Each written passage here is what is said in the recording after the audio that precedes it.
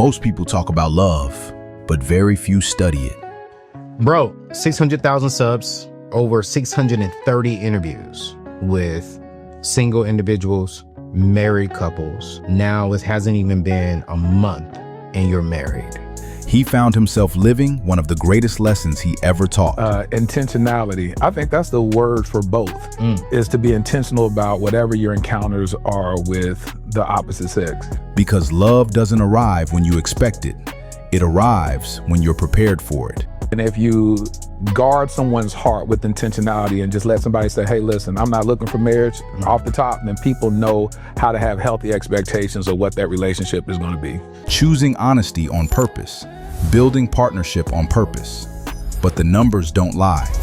67% of marriages take on debt for the wedding. Among those 67%, 53% of those have had money arguments before the wedding. I didn't expect our wedding to cost what it did. I mean, it cost. That's infidelity, financial infidelity. He was crying. He said, the fact that you would steal from us.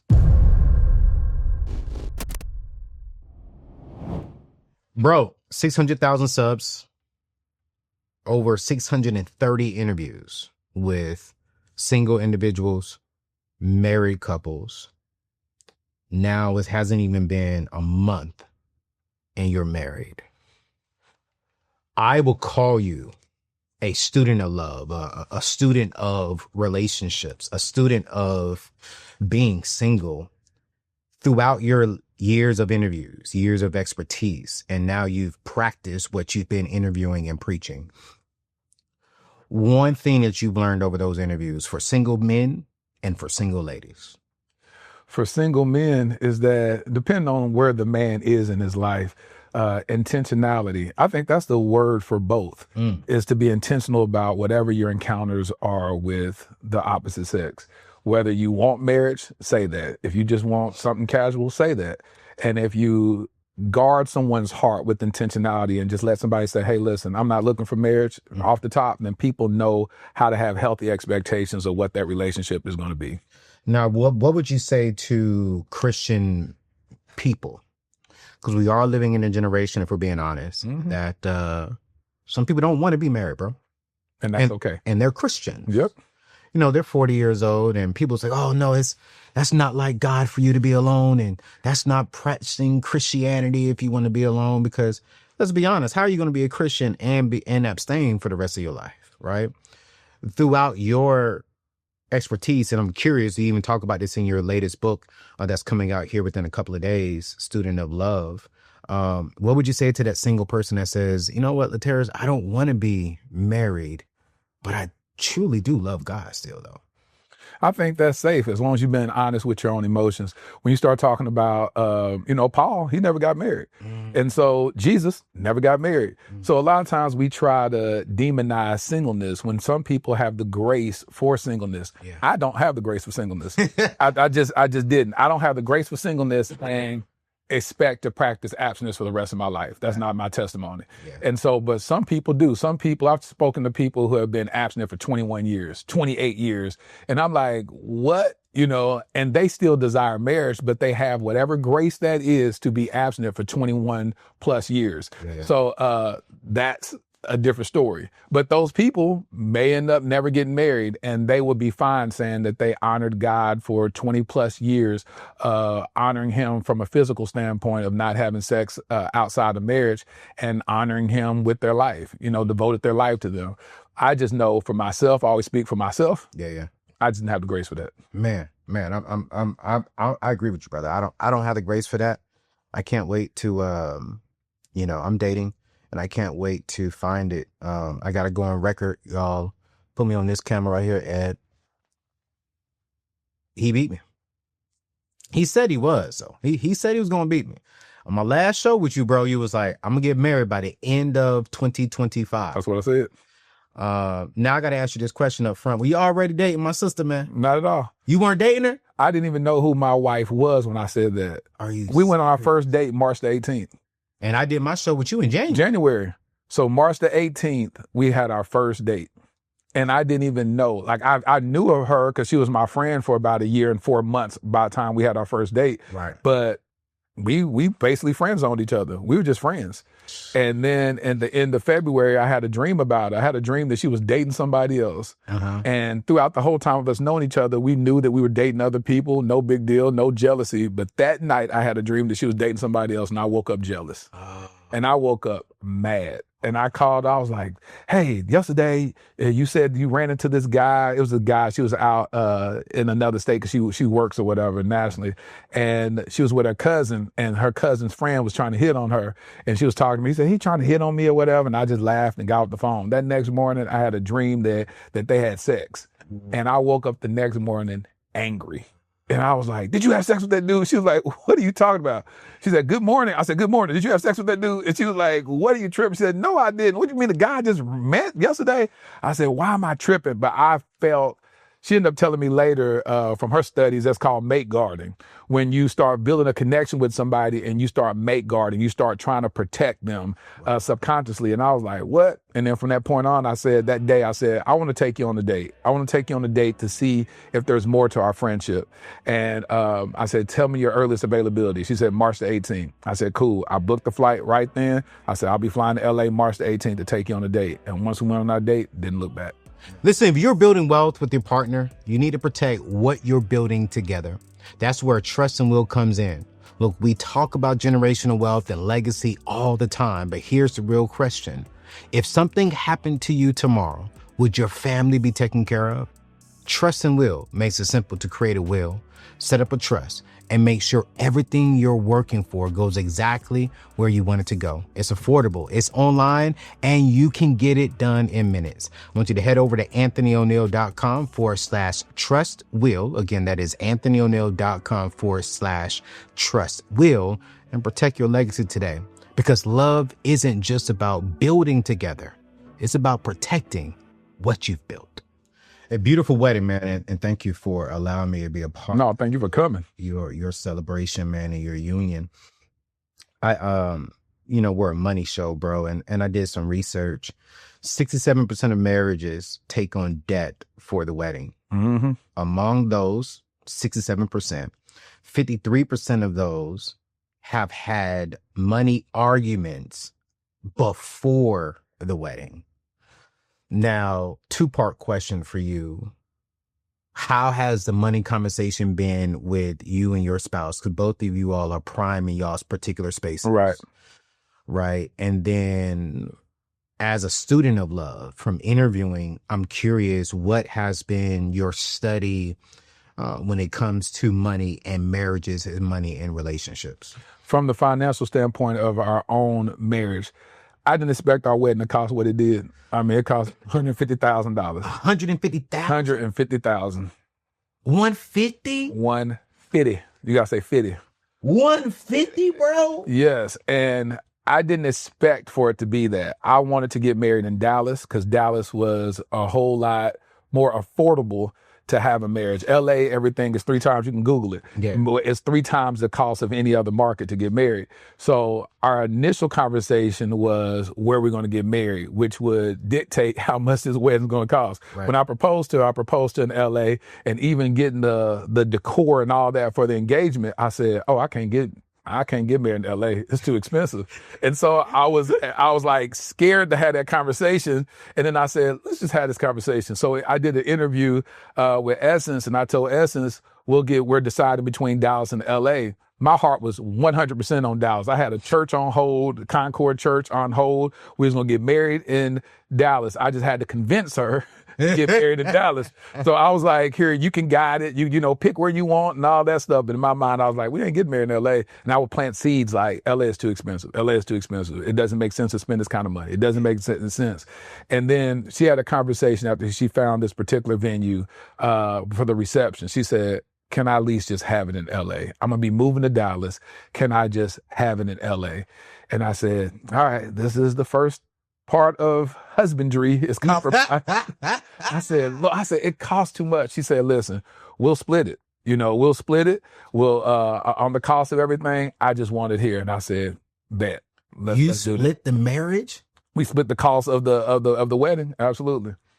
Absolutely. So talk to me about that, bro, because you know the ladies are looking at you like, what? Well, it's the reality. We both grown. So at the end of the day, her parents told us straight up, we ain't paying for the wedding. So they were like, typically customary, the father pays for the wedding. Facts. And he said, hey, I'm letting y'all know I can't help out. I can't pay for it. Her mom said, hey, y'all got my blessing, but y'all ain't got my money. And so I said, fair. So as two grown adults, two entrepreneurs, we sat down and said, if we want the wedding that we want to have, we're going to pay for it. And so that's what we did. And that was the healthiest conversation, because it wasn't like she was putting unnecessary burden on me to be like, well, you need to pay for this. You need to do this. She was like, I got my own money, so let's do this together. And that taught me the type of partner I was marrying, that it was partnership from the very beginning. And you didn't feel less than because you didn't provide all of it. So that little toxic mindset that I have a hint of toxic masculinity from the standpoint of feeling like I have to do everything. And so in my mind, while I have good intentions to be like, I want to be the provider, I want to do all that, my initial desire from Dallas was that I could manage it financially. I got tons of relationships there, so I don't have to pay the cost of everything. It's like I just have beautiful relationships. So that's what I wanted. God had to heal that in me in the process of the courtship, because he was like, but this is what your partner's for. And so when she told me that, I was like, so be honest and transparent. I was like, man, no, I don't want to have to come out of pocket for this. Naturally, that was my first inclination. And God said, but this is partnership. Relax. Because the part of my old trauma from my past marriage, financially, when I went through the toughest season in my life financially, I no longer desired marriage, because I was saying that I couldn't provide for my wife. I had to file bankruptcy and all that. And at that time, I was like, not only am I bankrupt financially, but I felt like my marriage was bankrupt. So I started self-sabotaging in my past marriage. So then I had to face that again. God said, all right, here it is. Now, are you going to allow that ideology to be like, you got to pay for everything to reign supreme in this? Or are you going to submit to this and say, this is what partnership looks like? And I said, okay, this is uncomfortable for me, but let me embrace what's uncomfortable. And as a great partner, she helped me through that. She was like, no, I got money. We can do this. And I was like, okay. But then I heard Anthony O'Neill in my head talking about why you spend all this money on a wedding. I'm hearing you in my head, and I'm like, yeah, but Anthony, you understand, this is a wife. This is her first marriage. This is what she desires. Now, my first marriage was $30,000. My second marriage was $150,000. You know what I'm saying? And so that was 20 years ago when I was married the first time. And so I was like, I know inflation ain't that much, but but at the end of the day, here I am. And I said, Anthony he gonna take me through the ringer. Hey, man, I'm gonna take both of y'all through the ringer, sis. Love you. There ain't no way in the world I'm spending $150,000 on a wedding. But it was nice though, wasn't it? Wasn't it pretty? No, now listen. Now listen, bro. When we walked into that reception area, bro, I'll be honest. I've been to a lot of weddings over my lifetime, and I was never that much wowed when I walked it. That venue was beautiful. It was beautiful. It's only 2 years old too. Are you serious? Like I want to duplicate that. I had a conversation with one of the owners. I want to partner with them and duplicate that in Dallas. I want, my whole dream has been to have a wedding venue. Wow. So when she saw that venue, she said, babe, I gotta have our wedding here. And she showed me some pictures, and I was like, I'm all in. So it's a lot of stuff is, some stuff can be a little ostentatious. You'd be like, well, you didn't spend this money unnecessarily. Right. But at the end of the day, it's like, this is our special day. And if I could never pay for, there's no dollar amount that could pay for the smile that was on her face when I told her, yes, we could have it here. So it's those things that you get where you go, okay, God got it. You know what I'm saying? Was that uncomfortable for me to spend that kind of money? Absolutely. But to treat the guest to a 26-course meal, you know what I'm saying? Like all of that, it was like, it just is what it is. Bro, I was so full when I left there. And I left early to go see my father, who's in the hospital. How's he doing, by the way? Not good, bro, to be honest. You know what I'm saying? But we're praying throughout the family situation. And, I I don't know how to respond to it, but I've learned to tell the truth rather than say, "Oh, he doing all right." Yeah, No, yeah. he ain't doing good. Yep. I'm just gonna be honest. That's real. And our family's just taking it one day at a time and praying and being there for him, being there for my mom, and being there for each other within our family, man. You know, and so it's a rough season for us. It's a rough season for us. And when we get through this side, I can't wait to share on my show what we have experienced and how mental health is so important. You know, because we haven't experienced this.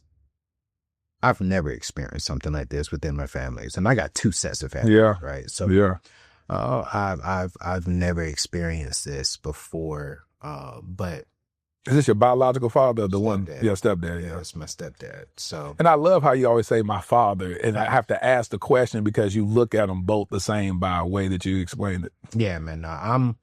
When I say I'm blessed to have 4 loving parents. Yeah. I don't believe in the term step. I only say that to provide clarity. Right. But in my heart of hearts, nah, man, I have a father, you know, and I love it. It was hard at your wedding, knowing that my dad is 3 hours down the road in a hospital, and I'm never that close. So I was like, shoot, I celebrated with my brother all day long. Let me get down. Yep. And I respected that for that, man. You know, and you left with a love offering, so I appreciate that too. Yeah, man. No, man. I believe in that, man, because for me it was, I'm on your show and I'm being vulnerable and honest. Was even attacked a little bit from just immature people. We're gonna call them immature people. When I was genuinely like, yo, I genuinely do want marriage. And I've made some stupid decisions in the past, but I genuinely do want it. And to see that you did it, it was, let me sow into what I want. Hey, man, that's what I used to always do. You know what I'm saying? I sow where I want to go. I sow where I want to go, and I sow where I want to grow. Yep. You know, and so while I'm in this life of dating intentionally now, I'm just sowing into just good grounds, man, because I want to reap that harvest. Your vows to your wife and her vows to you. I was like, wow. I'm sitting in the back. I was with my girl Lexi, and I was like, yo, this is beautiful. Hey, man. Like, this is just powerful, man. But you said something in your book, y'all. Latera has a brand new book that is coming out here in a couple of weeks, actually, called Student of Love, Your Guide to Discover, Uncover, and Recover Healthy Relationships, man. And I love this because it's been forwarded by Dr. Gary Chapman, who's a New York Times bestselling author of the 5 Love Languages. And this book blessed me. I was hoping he would bring us the hard copy, but the hard copy is not out just yet. I had the opportunity to read through a couple of chapters. I haven't read it all yet. I don't want to lie. But man, you said in your book that mission statements are hold on a minute. They're not just for businesses. Businesses, yes. But how couples can really connect. Absolutely. Talk about that. So a lot of times with businesses, they develop mission statements to keep everybody aligned. And so and churches have mission statements so that every parishioner knows this is the core belief of this church or this business, this corporation. And a lot of times what I found in my past marriage, I didn't have a mission statement. I didn't have no direction. I sucked as a leader. And if you can't take somebody else where you don't even know where you're going. I just felt like coexisting, living together, being married was enough. And so we didn't have a core mission statement. Yeah. And so what I found in dating and looking at other couples, and I said, okay, when you look at people and you say this is a power couple, or you look at a couple and you say, I like what they're doing together, whether they have it defined, written down or not, they have a core mission statement that they have, whether it's prioritizing family. Family comes first. That is a mission statement. No matter what job opportunity comes, people may walk away from a job that pulls them away from the family too long. They said, no, when we got married, we said we're never going to allow XYZ to be a part or take us apart. that's a mission statement. So I believe that every couple should have a defining mission statement based on core values and core beliefs, where they sit down and say, what is this marriage going to be about? Is it going to be about ministry? You might have a family that says, we believe that God brought us together for ministry. And you'll see that. You'll see these couples, these quote unquote influencers, they're doing everything about marriage retreats and marriage seminars and stuff like that. You go, okay, I think that y'all came together to focus on ministry with your marriage. Well, whether they defined it or not, they're operating in their core mission statement. That's so good, man. I teach that within our community here, that I believe that every couple should have a mission statement, one that is about their life and then one that's for their finances. Absolutely. You know, and I think the two should be congruent and work hand in hand, right? When it comes to couples, you even talk about Jason in your book, who is one of my favorite guys. Just had Jason Wilson. Work with him. Yeah. And what's one? I'm curious, bro, because you know you got all these interviews with some dope people. Why do you think relationships are failing from a financial perspective? Because people looking for everybody to have it together before they meet. Think about it. Anthony, you're a very successful person. So a woman that dates you, they automatically will assume and believe finance ain't gonna be an issue. Facts. And so they be like, finance is gonna be together. Well, everybody ain't Anthony O'Neill. Facts. I'm sorry, they're just not. And so you may date a guy that's making $40,000, $50,000 a year, and you say, oh, I can't live the rest of my life with somebody making $40,000, $50,000 a year. And you like, why are you basing what he's making now on the whole future? Instead, why can't you, whatever brain power you got, knowledge you have, why can't you bring that together with them and get it together? Jason Wilson said this, and it just leveled me. He said, me and my wife got it together. I said, I need every black person under the sound of his voice to understand that. He was working 2 jobs, got it together. She was the breadwinner. She was the nurse. She was making money. He was working 2 jobs, trying to meet ends or whatever, killing himself physically to where a whole forklift fell on him. That's how much he was killing himself working. And he looked up and was like, there's got to be a better way. It's got to be a better way. But he had to first submit to where he was financially, value what his wife had, and just said, hey, we're just going to get it together.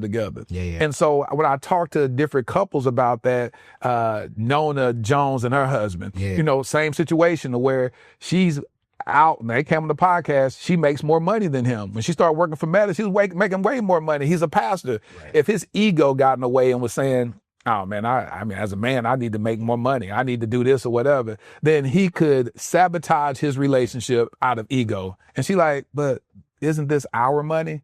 What happens oftentimes is that people start saying, this is my money, this is your money. And we hear that stuff. We laugh at a lot where you hear women say, my money is my money and your money is our money. And we laugh and go, yeah, that's so cool. But that's a toxic mindset. like how do we glorify toxicity? Your money is my money is your money. It's all together. It's our money. It all comes in a pot. No matter how you look at it, how you divvy it up, where you may have your business account, your household account, or your personal account, it's still our money. Right. I feel like what's so toxic is that a lot of women have been taught to put some money aside for a rainy day. Don't let your husband know about it. So now I call that financial infidelity. It's like you are literally cheating on your husband. He don't even know you got this money set aside for a rainy day, and you won't even tell him. Like, where does that come? Why do we normalize that ideology? And they say, well, you know, I mean, because my grandma, when things didn't work out with her and my grandpa, she didn't have nothing to fall back on. So she taught me, put some money aside that your husband don't know about. All right, now your husband got a phone aside that you don't know about. He got this woman on the side. No, if you're gonna keep it even, keep it even. If you keeping secrets in your marriage, whether it's financial or whether it's relational, it's infidelity. Period. I don't want to hear that, Anthony. You about to get us in trouble again, Doc. It is what it is. You about to get us in trouble again. It is what it is. Because you're man. We may as well just go there. Nah, he done went there. I'm trying to be good. I'm recovering from a cold. This man over here trying to get in trouble again. I'm just saying. Latera, but it's true though. Yeah. Real talk. If you and your partner are serious about building wealth together, you need to make sure your money is actually working for you. Right now, your emergency fund could be earning anywhere between 10 to 20 times more in a high yield savings account than it's making in a regular bank. Listen, we're talking 4%, 5% APY versus basically nothing. That's free money just sitting there. Whether you're saving for a wedding, a house, or just building that financial foundation together, don't leave money on the table. I need you to go to anthonyoneil.com/savings right now. Again, that is anthonyoneil.com/savings right now. Compare the top accounts and start making your money work as hard as the both of you do. It takes 5 minutes. All right, let's get back to today's show. I sit down with couples all the time, and I don't give relationship advice because I'm single. I'm not qualified to do that. But I help relationships and marriages when it comes to their finances. And oftentimes what I find out is, watch this, it comes from the woman who's been hurt or divorced. Yep. And her exact words is, I will never allow another man to do that to me again. Yep. So she goes into this relationship, and I'll never forget one guy I was sitting down with, and I'm trying to make sure I don't hint to anything because they're a very well-known couple. He started crying on the Zoom call. When I was going through their accounts, I noticed that there was some money being deposited into a different account, but I didn't see the account here. And I said, hey, such and such, what account is this? And he was like, what you mean? I said, well, this money is going to this account. And she looked, and he was like, I thought that was just going to our savings account. I didn't know that was going, that's a totally different account. I said, yes, sir. What account is this? He said, babe, what account is this? I don't know this account. She was like, it's my account. Mind you, bro, they already have a spending account each. Yeah. So they sit down and they budget each other's money, and she gets an allotted amount a month in her own account to spend. He gets his own allotted money a month to spend on his own. She's taking extra money into a whole nother account because her fear is if he cheats or if he does me wrong or if we get a separation, I have money over here in a totally different account that he never even knew about. That's infidelity, financial infidelity. He was crying. He said, the fact that you would steal from us when I have never cheated, I have never even given you the thought. And she was like, you're right, babe. She said, but no one sees it up front.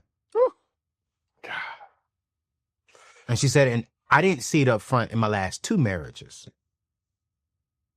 And I just can't afford to go through that again for the 3rd one. Oh, God. Mind you, the last 2 marriages, those were, respectfully saying, this average income men. Mm-hmm. This is a millionaire guy. So she can easily, that's how he didn't notice it, because it's like, wait a minute, I mean, yeah, he got hundreds coming in an account a month. Yeah. So he ain't gonna miss 5,000 here, 5,000 there. How would you feel, bro, if that was your wife? Like you married now. How would you feel that knowing from the beginning you and your wife, she's setting money aside? How would you have that conversation? Or pause. Let's rewind. Stuart, you the doctor here. You've been studying. You have an equivalent of a doctor's degree in relationships now. What would you say to that woman who is somewhat concerned? She has been hurt before. She has been abused, financially abused, mentally abused, spiritually abused in the past. But now she's in a relationship and she's in a marriage thinking, I need to protect myself and I need side income. What would you say to her to help save the relationship? It's to unpack, identify why. Mm-hmm. And it's just a lack of trust. Mm-hmm. And so when you deal with a lack of trust in any area, you'll start trying to safeguard or gatekeep your heart from ever feeling that pain that you felt before. Yeah. If you feel that, communicate that. Say that to your husband. Say, listen, this is what I need. I need to be able to save X amount of money. Just say it. Mm-hmm. And then if he says, no, that's not cool, then deal with that. But when you start hiding it, that's the problem, because you're essentially saying, I don't even trust you with the truth. I don't trust you. I believe that this marriage ain't going to work out. So when it doesn't work out, I know that I'm protected. And when you really look at it from a financial standpoint, did that really protect you? Did that give you, if your marriage were to end today and you had $100,000 that you stole from your marriage, would you be like, see, I feel good about that? Or do you be like, dang, my marriage was still worth more than the $100,000 that I stole, because you're stealing. And at no point is that okay. Yeah. And then you got to always flip it back on the other person and say, how would you feel if they were doing that to you? And so if you're going to be accountable, just be accountable. Say, if I found out whatever it was, maybe it wasn't a financial thing that would destroy you if you found that your husband was hiding X amount of money, but if you found out that he was hiding a gambling addiction, or if you found out he was hiding a alcohol addiction, whatever it was, how would you feel if you found out that your spouse, the person you took vows with, you found out something 5 years in that you didn't know, that they were intentionally hiding from you and didn't let you know?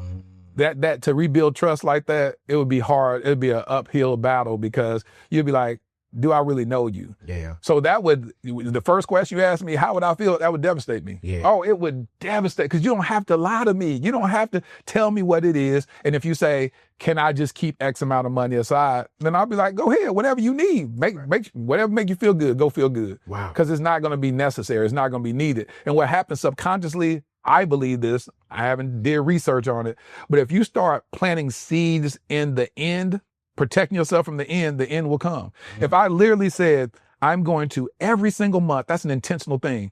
Every single month, I'm going to hide X amount of money in case this doesn't work out. Yeah. Then every month I'm thinking about that if it doesn't work out, this is what I'm preparing for. And what you are preparing for is going to manifest in your marriage. Yeah. No, oh yeah, bro, that's good. Yeah, I can't do that. No. Every month. If my wife came to me and she said that, we would need to have a serious conversation about our marriage. Absolutely. Because she's saying, I don't believe it's going to work. Right. That's what she's saying. Yeah. Let me set aside money for the end.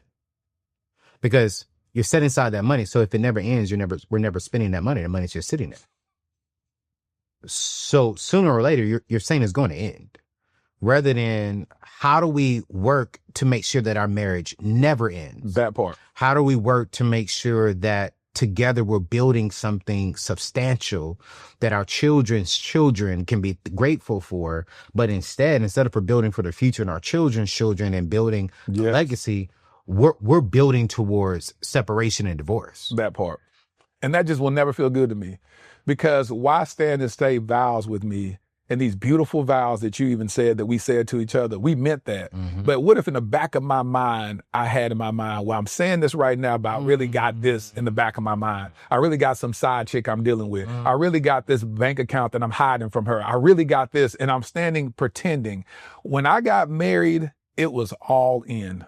When I said those vows, because again, Anthony, we ain't got to get married. You said at the very beginning, God ain't going to punish me because I never got married. Man. He's never going to do that. It's the most sacrificial thing we can do. And so at the end of the day, when I prepared myself, when I did the work, I mean, I faced some ugly stuff in my past. I faced some ugly stuff in my present.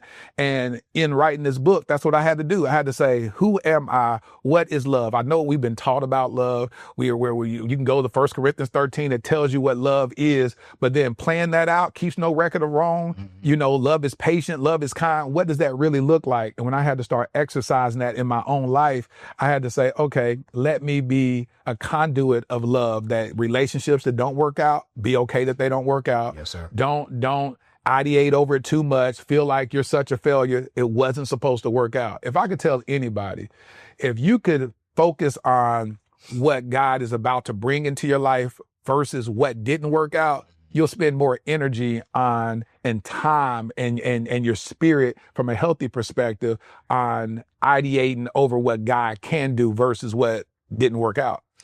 You know, in your book, you talk about providing. Absolutely. We in 2025. I know. You have a brilliant, smart, intellectual, entrepreneurial wife, who in modern day, they would say she doesn't need you to live. Absolutely. Some men or some women would say that kind of woman will intimidate us Black men. But you have a different understanding of the word providing. What would you say to us men who say we want to be providers. Heck, what would you say to this younger generation? Because period. Ladies are saying they want a man to provide. Men, I think sometimes we could take that word a little bit too strong, a little bit too much to where it becomes controlling.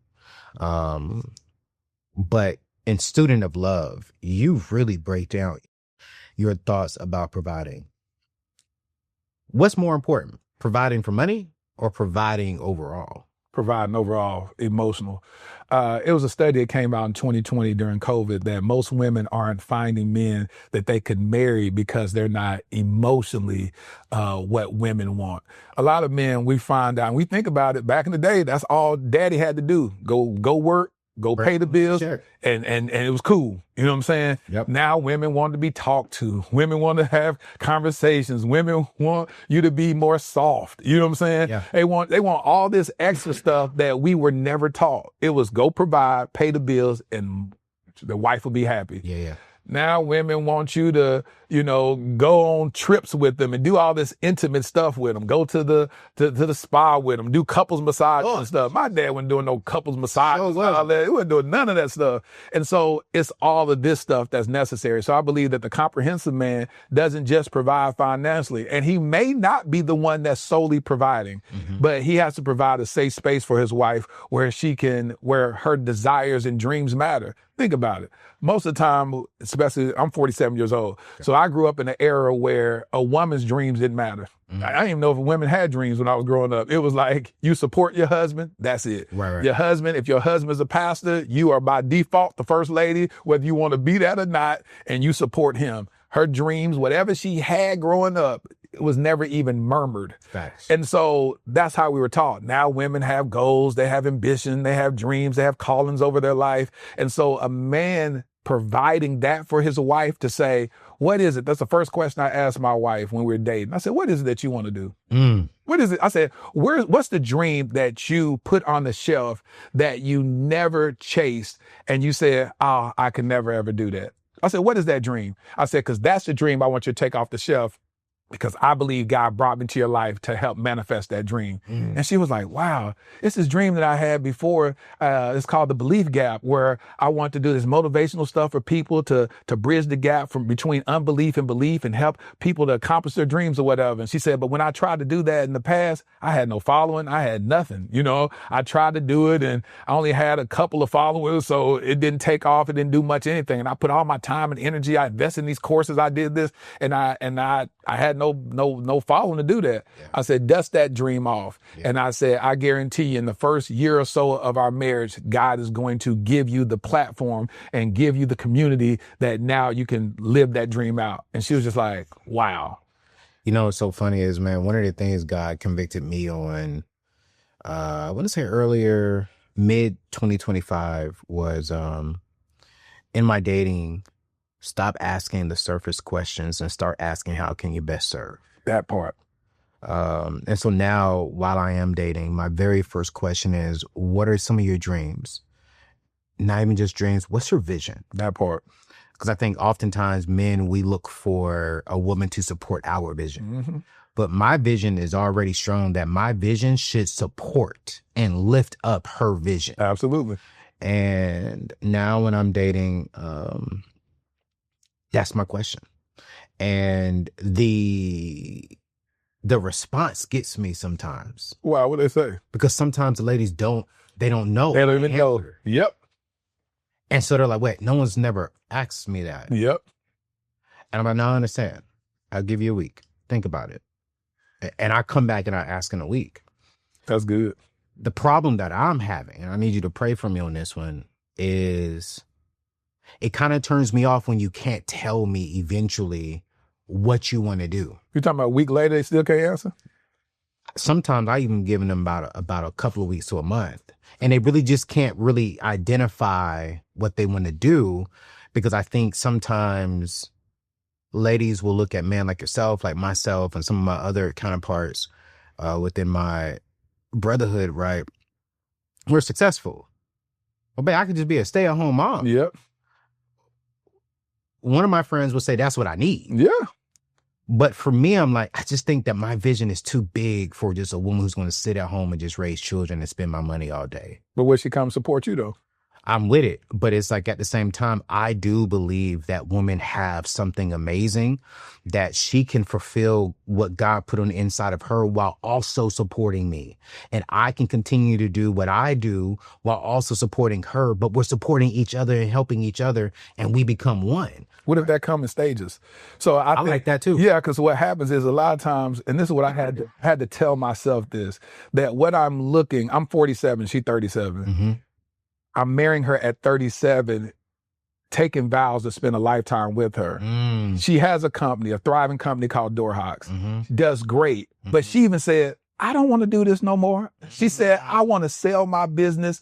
The next stage of my life is to be a wife and a mother. I want to have kids. Before I met her, she was freezing eggs, spending $10,000 a pop to freeze her eggs. So naturally, she's saying, I want motherhood. Okay. And so motherhood may be a season of her life where it's like, now I get to have kids. Let me take a break off of working so hard, because she's tearing her body up, sitting there working at all these events late, this girl works hard. Yeah. And so she's like, I'm tired. I was talking to her this summer, and I was on a call. She said, I want to hear what you do. Yeah. And I literally sat in her ear and just listen, because I said, I don't even understand what you do. Like, I didn't know how you created a business running the door at an event. These big companies hire you to manage the VIP list and all that. I said, I just don't know what that is. I didn't know what that was. I said, you create this business. So I said, I'm going to sit in your ear and just hear you throughout the day. I got tired listening to her work because she was on her feet all day. It was like 8 hours outside in the sun in LA working the BT experience and all that stuff. And the VIP celebrities coming through. Hey, yes, here, go do this. And she's putting them with their, what do you call them? I want to make sure I quote it correctly. Their, now I just drew a blank. Whatever it was, the person that chaperones the celebrity to take them to the media thing. Yeah. So I'm sitting there listening. I was like, whoa. She was working. It was like, hey, Ashley, hey, this and this. I remember you at the other event. I remember this. And I'm just listening. I'm like, I'm tired. And she's on 10. Wow. Hello, hey, welcome, this. And she's giving high energy and all that. And got sunburned and all that. And I sent some stuff for her. And I said, hey, listen, now your laptops was crashing. Your iPads was crashing because it was so hot outside. Right. I went on Amazon while I was on the phone with her. I said, for tomorrow while you're working, I got these cooling things that you can put under a little tent where your iPad and your laptop, where it can cool so it ain't under direct sunlight. So I'm listening to find the gaps that she needs. Yes, sir. And I said, I need to get you some insoles or something for your shoes. If you're going to be standing up and your feet hurting like that, man. I said, let me find out what those gaps are. Yeah. And so I wanted to find out what she does so that I could help accommodate her. But also I want to find out, when she is saying that she wants to take this break, is she going to resent me later? Yeah. So, and I'm hearing her in real time saying, I'm tired. I've been doing this for 10 years. I'm tired. Wow. My feet hurt. My back hurt. I'm in pain. Got a massage, doing all that stuff. But at the end of the day, she's saying, I'm ready to be a mother. And when she held my grandbaby, my daughter had my granddaughter in August the 15th, Claire. And Ashley came to Dallas and she held my granddaughter, our granddaughter, at one day. And she held her and started crying. And she was like, I want this. She said, I want this. And my granddaughter looked exactly like us, crazy. And I said, so that's where your passion is. She's always wanted to be a wife. She's always wanted to be a mother. She has a calling over her life, has skill set, created a business, a thriving business. But at the end of the day, she's saying, I'm not going to let that get in the way of building legacy. And so that's what she desires. I said that I wanted to make life easier for her, where she's not doing so much, quote unquote, manual labor, where she becomes my co-host on the Dear Future Wifey podcast.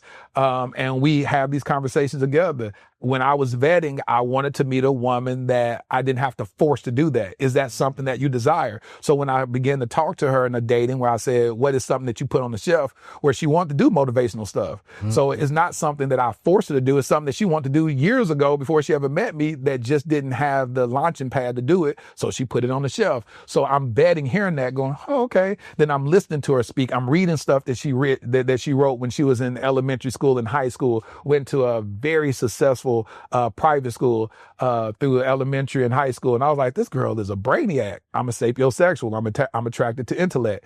And plus she ain't hard on the eyes. She fine. So at work too. So I was like, this all got God is good. He just give you more than what you Lord Jesus. Hey, let me cut him right now. fine. Hey, It's fine. cut. I can't say my wife fine. Hey, man, you can say it. Your eyes look like you about to go, look. He fresh off the honeymoon, y'all. I ain't want you to say nothing else, bro.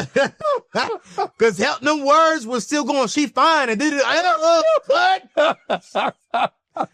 My brother is fresh. That man landed from Aruba, was home for 1 hour, and came straight here. You are not getting me in trouble with my sister. Your first interview, you come back. No, sir. You got a beautiful wife. Yes, sir. Leave it right there. I got a beautiful wife. God bless me. Yo, listen, man. Your assistant is telling my team, yo, you got to go. But, man, in 30 seconds, the world over the last 4 years, we've seen you, hell, let's be honest, me and you both, but we've seen you been attacked. We've seen you been accused of not wanting marriage, of being this, of being that. How do you feel, bro? Today, you get to, like, you proved everyone who ever doubted you wrong. How do you feel? It's been a week. At the time of recording, it's about a week and some change. Yep. A week and 2 days. A week and 2 days. How does Latera feel being married? And let's be honest, you about to have some more kids. She done froze some eggs. Yeah. You about to have some kids. Absolutely. How do you feel, bro? In the vows that I said to her and in the proposal, I said, I feel settled without settling. And the reason why I echo that is because no one can force me to get married. Yeah. There's nobody on this earth that could force me to get married. I don't care what kind of criticism it was out there. You're not going to make me take vows with somebody out of desperation. I know the gravity and the weight of marriage. Yeah. And so I listen to what people say. I laugh at it because they don't even know. I remember I had a guest on my podcast that said I didn't want to be married in the process of me after I just went on my first date with Ashley. And I was like, you have no idea. Yeah, no idea. And I just laughed. I just laughed at that because people, they don't even have my phone number. So how you going to tell me what I want or what I don't want and you don't even know me personally? So I just say that there's a corner in social media that's just toxic. Yeah. That's just who they are. They make content off of my content. They make content off of your content. They use what you say, and then they get the highest views on their channel criticizing what you said. And that's okay. Y'all can have those pennies. Y'all can do what y'all do with that. Fact. But at the end of the day, whatsoever man soweth, that shall he also reap. Yes, sir. So if you're sowing destruction, sowing these think pieces that's negative, you got to answer to God for that. Yeah. That's on you. Yeah. I'm going to always continue living my life. I'm going to always stay surrendered and submitted to God. Yeah. I'm going to always be transparent, vulnerable, accountable to my own mishaps. I'm going to always be me. When I started in this space, I never knew the gravity of what it was going to be. I never knew that people could just make up stuff about you and it can go viral or whatever. So when I first started seeing that, I was like, hey, this is crazy. What, you know, you and I've had conversations offline where you're like, I can't believe they say that. I'm like, Anthony, forget these people. They just forget them. They're going to say what they want to say because that's going to be the highest viewed video on their channel. Facts. Let them have it. Facts. Keep living your life. Keep being submitted to what God says. The only person we have to be accountable to is God. Now, me, God, and my wife, you know, but that's it. All these other people that are strangers, they're just strangers. And hopefully, and I've had people that said negative stuff that's come back and said, I had it all wrong. Yeah. Those people, I thank God for the grace because I still pray for my enemies. Yeah. I pray for people who say crazy stuff. I'll see a video and I'll be like, God, forgive them for they know not what they do. God, I want them to have an encounter with you that there's something that I say or something someone else says that gives them a change of heart. And they'll come back and say, I apologize. I've had those moments happen several times. And so at the end of the day, I feel settled without settling. Man, listen, I want to say congratulations. Thank you, King. And I it's no one's business knowing how much I sold, but I did that because I just believe in good ground. Amen. And I don't believe in sowing in crazy ground. I know you don't. So I know you don't. I want to say thank you in advance. No, thank you. I mean, for to sow into y'all's marriage so that so one day I will be and sending you an invite to the wedding. Absolutely. You and your wife to the wedding. Y'all, the Student of Love book, man, your guide to discover, uncover, and recover healthy relationships is available, man. This is a great book. If you desire marriage or if you are married and you just want to learn more about love, I would encourage you to get a copy of the book. The book will be inside of today's show notes. And man, go listen to Dear Future Wifey podcast, because I think we're about to see it even better now. Yeah, it is. You know, so when do y'all start that? The last Wednesday out of December. So what is that? The 31st or whatever. So we're gonna start the podcast off season 11 with my future wifey. Season 11. Season 11. We're gonna be dialed in, Doc. There it is. All right, y'all. We'll see you in the next show. Thanks for having me, man. Yes, sir.